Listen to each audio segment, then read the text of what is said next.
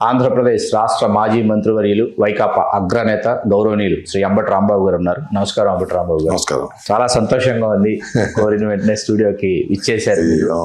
ఒక్కసారిగా వైకాపా ఇమేజ్ మీరు జైలుకు వెళ్ళడం వల్ల 10 రెట్లు పెరిగిందని బయట రాజకీయ విశ్లేషకులు భావిస్తున్నటువంటి వాదనతో మీరు ఏకీభవిస్తారా? అంటే అదొక పాజిటివ్గా రాజకీయ విశ్లేషకులు చెప్పిన తర్వాత యాక్సెప్ట్ చేస్తానా చేయనా అని కాదు, సంతోషం.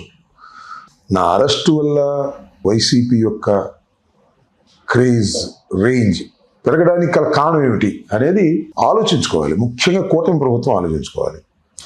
ఎందుకని పెరిగి ఉంటుంది, ఒకవేళ పెరిగితే అనేది మనం మాట్లాడుకోవాలంటే, అంబటి రాంబాబును అనవసరంగా అరెస్ట్ చేశారు. అంబటి రాంబాబు ఇంటి మీద అన్నెసరిగా దాడి చేశారు. అంబటి రాంబాబు ఇంటి మీద దాడి చేసిన వారి మీద కనీసమైన కేసులు కూడా పెట్టి లోపల పెట్టలేదు. ఏదో అంబటి రాంబాబు రాజకీయంగా ఒక మాట, అది కూడా నాట్ ఇన్ ఏ ప్రెస్, ఎక్కడో బజార్లో అన్న మాటని క్యాచ్ చేసి, అది కూడా మిమ్మల్ని రెచ్చగొట్టి మాట్లాడించారు. రెచ్చగొట్టి ఆ తర్వాత అది నాది తప్పేనని చెప్పిన తర్వాత కూడా, మీరు పశ్చాత్తాపడిన తర్వాత కూడా నా మీద రాజకీయ దాడి, పోలీసు దాడి ఇలా చేసి జైలుకి పంపటం పట్ల ప్రజలు కూటమి ప్రభుత్వాన్ని వర్గాలకు అతీతంగా, పార్టీలకు అతీతంగా చేదరించుకున్నారు. కాబట్టి వాళ్ళు తప్పు చేశారనే భావన ఉంది. కాబట్టి జగన్మోహన్ రెడ్డి గారు party, YSR Congress party range పెరిగింది. అంబటి రాంబాబుని లోపలేసినప్పుడు పార్టీ ప్రవర్తించిన తీరు, నా పార్టీ నాకు అండగా ఉన్నటువంటి తీరు, జగన్మోహన్ రెడ్డి గారు నాకు అండగా ఉన్నటువంటి తీరు శభాష్ అనిపించింది. కాబట్టి అందరు ప్రజలు, దట్టు ముఖ్యంగా నా సామాజిక వర్గం ఏదో నాకు దూరంగా ఉందనేటువంటి అభిప్రాయం మొన్న ఎన్నికల తర్వాత కలగొచ్చాం. కానీ ఈ విషయంలో అన్యాయమని ముక్కు మీద వేలేసుకుని చెప్పినటువంటి సందర్భం బహిరంగ చెప్పకపోవచ్చు, నాకు తెలుసు, నా హృదయానికి తెలుసు. ఆ విధంగా ఒక విధంగా వాళ్ళు తప్పు చేసి వైఎస్ఆర్ కాంగ్రెస్ పార్టీకి కాస్త క్రేజ్ పెంచారు. వాళ్ళు ఒక మెట్టు డౌన్ అయ్యారనేది ఖచ్చితంగా అర్థమవుతున్నటువంటి అంశం. దీన్ని సామాజిక కోణంలోకి ఎందుకు మరల్చారు, ఎవరు మలిచారు, ఎప్పుడు దీన్ని కాపు టైగర్ అనేది తీసుకొచ్చారు? రాజకీయ కోణంలో మొదలైనటువంటి ఇది సామాజిక కోణాన్ని సంతరించుకుంది పూర్తి స్థాయిలో. అప్పటిదాకా వైసీపీ అగ్రనేతగా ఉన్నటువంటి అంబటి రాంబాబు గారిని కాపు టైగర్గా సాక్షాత్తు జగన్మోహన్ రెడ్డి గారు కూడా అభివర్ణించడాన్ని, అంటే దీనిని మనం ఎట్లా చూడాల్సి వస్తుందంటే, రాంబాబు గారు ఈవేళ వైకాపాలో కాపులు ఉన్నారు, తెలుగుదేశంలో కాపులు ఉన్నారు, జనసేనలో కాపులు ఉన్నారు, భాజపాలో ఉన్నారు, కాంగ్రెస్లో ఉన్నారు. అయితే కొంతమంది జనసేనలో ఉన్నటువంటి వాళ్ళు మాత్రమే సామాజిక వర్గం, మిగతా రాజకీయ పార్టీలో ఉన్నటువంటి వాళ్ళు సామాజిక వర్గమే కాదు అనేటటువంటి ఒక వర్గం బయలుదేరింది ఆంధ్రప్రదేశ్లో. వీళ్ళందరూ కూడా ఏంటంటే, వీళ్ళల్లో కూడా ఒక తెలియనటువంటి ఒక మార్పు బయలుదేరింది. అంటే మా సామాజిక వర్గానికి చెందిన రాంబాబు గారి మీద జరిగినటువంటి ఈ దాడి అనేటటువంటిది తెర మీదకి వచ్చింది. ఇది సామాజిక కోణాన్ని సంతరించుకుంది. ఈ సామాజిక కోణాన్ని సంతరించుకోవడం వైకాపాకి లబ్ధి చేకూరుస్తుందని మీరు అనుకుంటున్నారు? శ్రీకాంత్ గారు, దీనిలో మొదటి పాయింట్ ఏంటంటే, ఇది సామాజిక వర్గపు కోణాన్ని సంతరించుకోవడానికి కారణం ఏంటి? వైఎస్ఆర్ కాంగ్రెస్ పార్టీ లేదా అంబటి రాంబాబు దీన్ని కులపరంగా చేసుకుని క్యాష్ చేసుకోవడానికి ప్రయత్నం చేస్తున్నారా అనేది ఒక ప్రశ్న. ఇది ఎక్కడి నుంచి ప్రారంభమైంది? అంబటి రాంబాబు గారు కాపుల్లో పుల్లాంటి వాడు అని జగన్మోహన్ రెడ్డి గారు అన్న దగ్గర నుంచి ప్రారంభమైందా? కాదు. నేను మనస్ఫూర్తిగా చెబుతున్నా, ఎక్కడ ప్రారంభమైందంటే, నన్ను 31వ తారీఖున నా మీద దాడి చేసినప్పుడు ప్రారంభమైంది. దాడి చేసిన తర్వాత 1వ తారీఖు నన్ను కోర్టులో ప్రొడ్యూస్ చేశారు. ఆ రిమాండ్ రిపోర్ట్లో ఏం రాశారో శ్రీకాంత్ గారు తెలుసా? సార్, చాలాసార్లు చెప్పాను, మళ్ళా రిపీట్ చేస్తున్నాను. మీ ద్వారా, తెలుగు రాజ్యం ద్వారా ప్రేక్షకులకు నేను ఆ విషయాన్ని చెప్తున్నాను, స్పష్టం చేయదలుచుకున్నారు. అది ఏంటంటే, ఆ రిమాండ్ రిపోర్ట్లో ఏం రాశారంటే, అంబటి రాంబాబు బూతులు తిట్టాడు అని. మీరు తిట్టారు? ఓకే. ఏం బూతులు తిట్టారని చెప్పారు తెలుసా?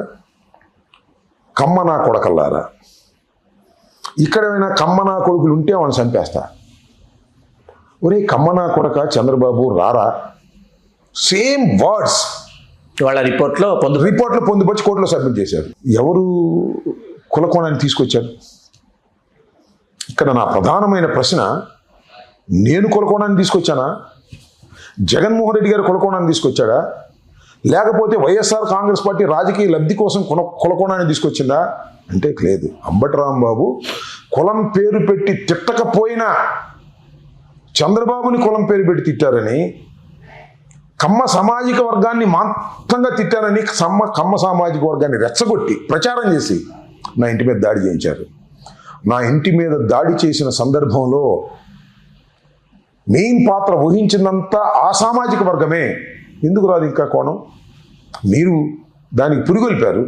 అందువల్లనే సామాజిక కోణం సంతరించుకుంది. అరే, మా అంబటి రాంబాబుని మా సామాజిక వర్గానికి సంబంధించిన వ్యక్తిని గుంటూరులో కాదు, రాష్ట్రంలో ఎక్కడా లేదు, ఇంటి మీద పడి దౌర్జన్యం చేసి నా భార్య పిల్లల్ని కులం పేరు పెట్టి తిట్టారు. తిట్టిన తర్వాత నా సామాజిక వర్గానికి గుండె రగలదా? నా సామాజిక వర్గం ఏమన్నా చిన్నదా? అరే, మా అంబటి రాంబాబుని ఎందుకురా ఇలా చేస్తున్నారు, ఏం తప్పు చేశాడని ఒకరు తిట్టాడు అనుకుందాం, మనకు క్షమాపణ చెప్పాడే. అసలు ఈ రాష్ట్రంలో రాజకీయంగా ఎవరైనా ఏదైనా బూతులు తిడితే క్షమాపణ చెప్పిన సందర్భాలు ఉన్నాయా? ఎప్పుడూ లేవు. మా రాంబాబు చెప్పాడే. అలా చెప్పిన రాంబాబు మీద కూడా కులకోణంతో మీరు దాడి చేసిన తర్వాత, ఎస్, నా కులం స్పందిస్తుంది, నా కులం గుండె రగులుతుంది, సమయం కోసం వెయిట్ చేస్తుంది. ఏం కంగారు పడాల్సిన అవసరం లేదు. ఇది నేను చెప్తున్నాను శ్రీకాంత్ గారు, నేనేదో కులకోణం తీసుకుని లబ్ధి పొందాలని కానే కాదు. కులకోణం తీసుకున్నది ప్రభుత్వం, కూటమి ప్రభుత్వం, చంద్రబాబు నాయుడు గారు, లోకేష్ గారు, పెమ్మసాని చంద్రశేఖర్ గారు. వీళ్ళే కులకోణాన్ని తీసుకుని నన్ను ఇబ్బంది పెట్టాలనుకున్నారు. అదే రివర్స్ అయ్యి వాళ్ళకి రివర్స్ అటాక్గా తయారవుతుంది వాళ్ళ రాష్ట్రంలో అనేది నేను చాలా స్పష్టమైన అవగాహనతో ఉన్నాను. దానిలో ఏ విధమైన సందేహం లేదు. మీరు అడిగిన ప్రశ్న ఏంటి? కులకోణాన్ని ఎవరు తీసుకున్నారు? ఖచ్చితంగా తెలుగుదేశం కూటమి ప్రభుత్వం తీసుకుని నా మీద రుద్దితే అది తిరగబడిందని నేను చెప్పదలుచుకున్నాను. అసలు పెమ్మసాని చంద్రశేఖర్ గారికి ఒక్కసారిగా ఇప్పుడు అంబటి రాంబాబు గారి మీద ఇంత కక్ష సాధింపు చేయాల్సినటువంటి అవసరం ఏమొచ్చింది? I don't know. ఎందుకు వచ్చింది? నాకు తెలిసి ఒకటే, నాకు తెలిసి ఏంటంటే అక్కడ శంకర్ విలాస్ బ్రిడ్జ్ అనే ఒకటి ఉంది. అవును, ఆ శంకర్ విలాస్ బ్రిడ్జ్ అనేది అందరికీ తెలుసు, గుంటూరులో చాలా ప్రముఖమైంది. ఆ బ్రిడ్జి పడగొట్టేశాడు ఆయన. పర్మిషన్ ఏమి లేకుండా పడగొట్టాడు. ముందు రైల్వే వాళ్ళ పర్మిషన్ నుంచి అది పడగొట్టక ముందే పడగొట్టాడు. దాని మీద చాలా పెద్ద ఎత్తున విమర్శ చేశాను నేను. ఆయన చాలా తప్పు చేస్తున్నాడు, ఆయన అన్యాయంగా చేస్తున్నాడు, అవగాహన లేకుండా చేస్తున్నాడు, ఇగోయింతో చేస్తున్నాడు, బాగా డబ్బుందనే మదంతో చేస్తున్నాడు, 10 మందిని సంప్రదించకుండా చేస్తున్నాడు. కాబట్టి ఇది తప్పు అని పలుమార్లు విమర్శించాను. బహుశా అది ఒకటి కోపం అయి ఉండొచ్చు. రెండో అంశం, లోకేష్కి లేకపోతే మరొకరికి, చంద్రబాబుకి కోపం ఇంకోటి కావచ్చు. అదేంటంటే నేను ప్రతి సంక్రాంతికి నేను కాస్త ముగ్గులు పోటీలు పెట్టడం, కొద్దిగా పాట పెట్టడం, దానికి డ్యాన్స్ చేయడం అనేది నాకు వస్తున్న ఆచారంగా నేను భావిస్తున్నా.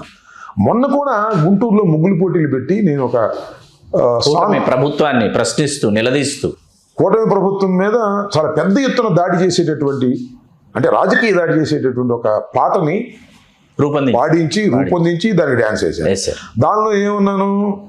వచ్చేది జగనన్నే, కూటమిని కూల్చేది జగనన్నే అని ఆ పాటలో ఉన్నటువంటి అంశం. చెబుతున్నాడు ఈ రాంబాబు, వింటున్నావా చంద్రబాబు అని పాడే పాట.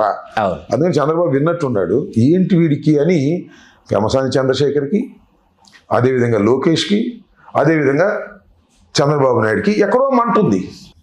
ఇది రెండవ కారణం. మూడో కారణం ఏంటంటే, నేను భువనేశ్వర్ గారిని ఎప్పుడు ఏమి అనలా.